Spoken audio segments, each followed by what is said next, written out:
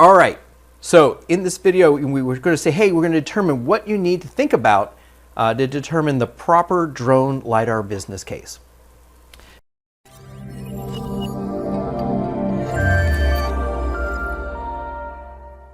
Okay, so let's go through a few things that you need to think about when you're actually determining a proper drone LiDAR business case.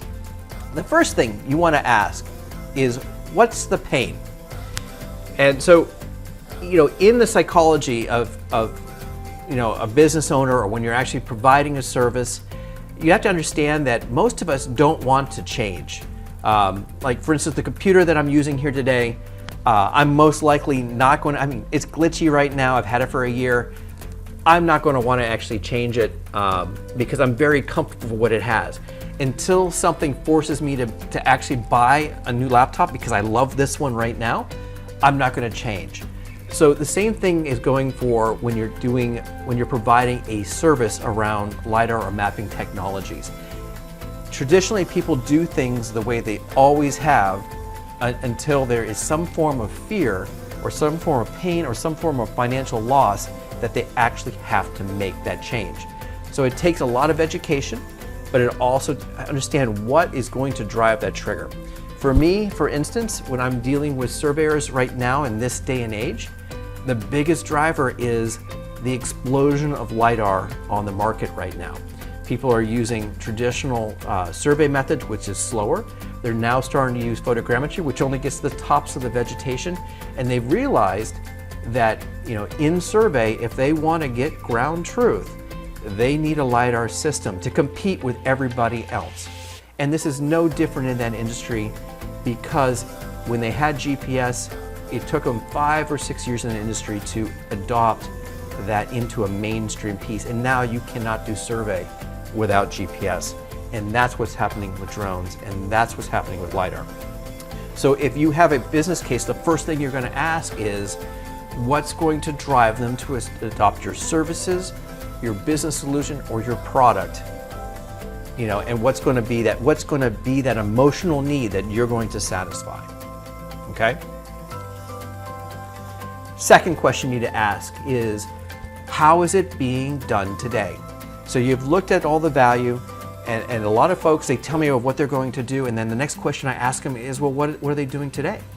I know, like with surveyors, they're going to lay out their grid, and it's going to take them so long. And if you actually haven't studied the different alternatives that a customer can actually weigh in on, then you haven't done the due diligence, because in later steps, you don't know what your competition is.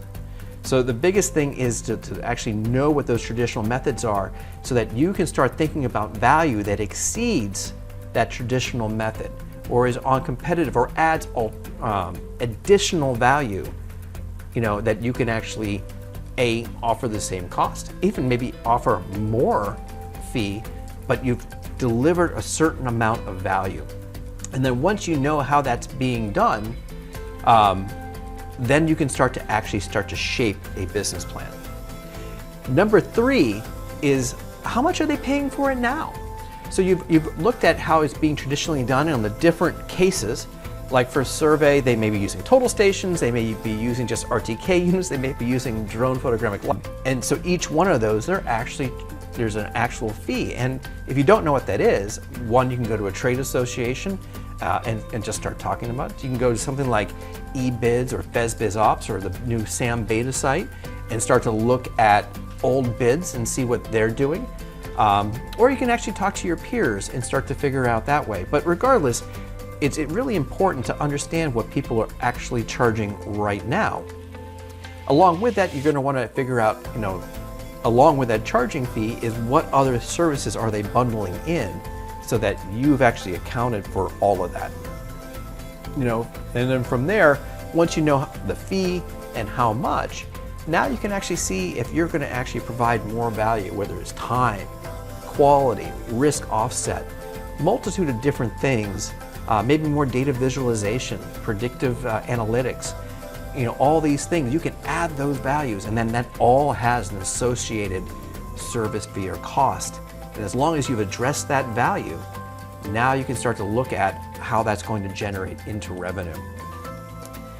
The other thing that comes out in step number 4 is how much is the customer actually going to pay? If the perceived value of photogrammetry when we first started and we were taking drones with cameras, people were paying a great amount of money just for aerial photos because we could get it to them very quickly. And it was something that they did not have. This was 7-8 years ago. Now today, everybody has it, and so the cost of that has gone down. And it's not that the product has changed, it's the perceived value has changed. So the same thing is true with the customer right now, is what is their perceived value of what you're offering. One of the cases was someone had talked to me just recently about actually measuring the biomass of a field, so they knew when to rotate cattle.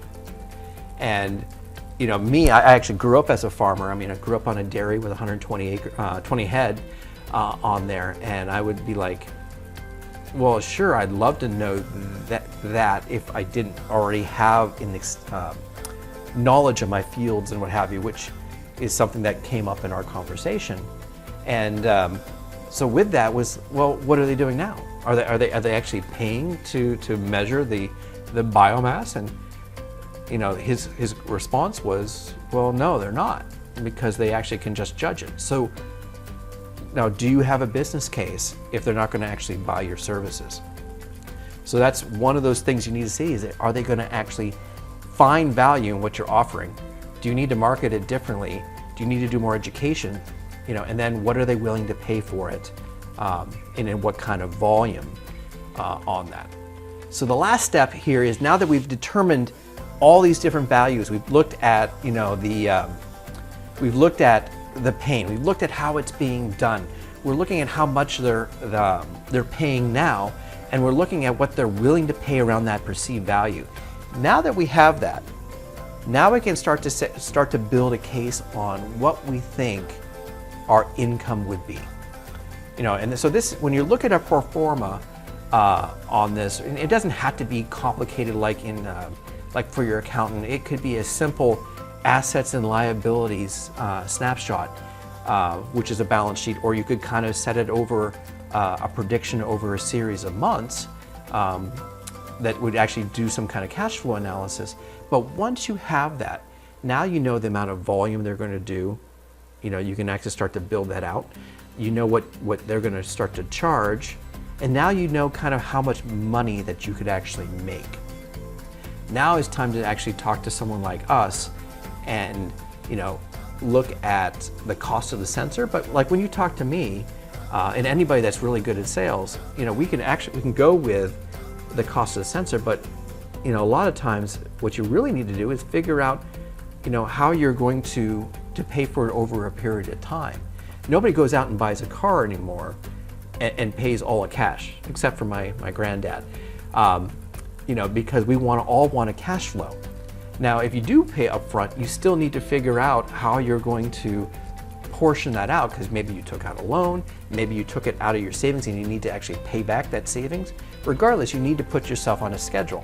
So if you're buying, let's say a high-end sensor, like say you have $1 million, how much is that a month, and over how many months do you think you're going to be using that equipment?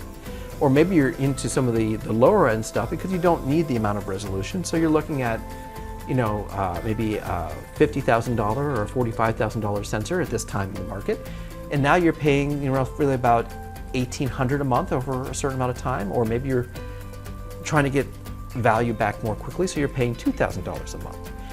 If you know what those are, now you can weigh out how much income you're going to bring in the month and how much that equipment's going to cost, plus the labor to do the job, plus the data processing.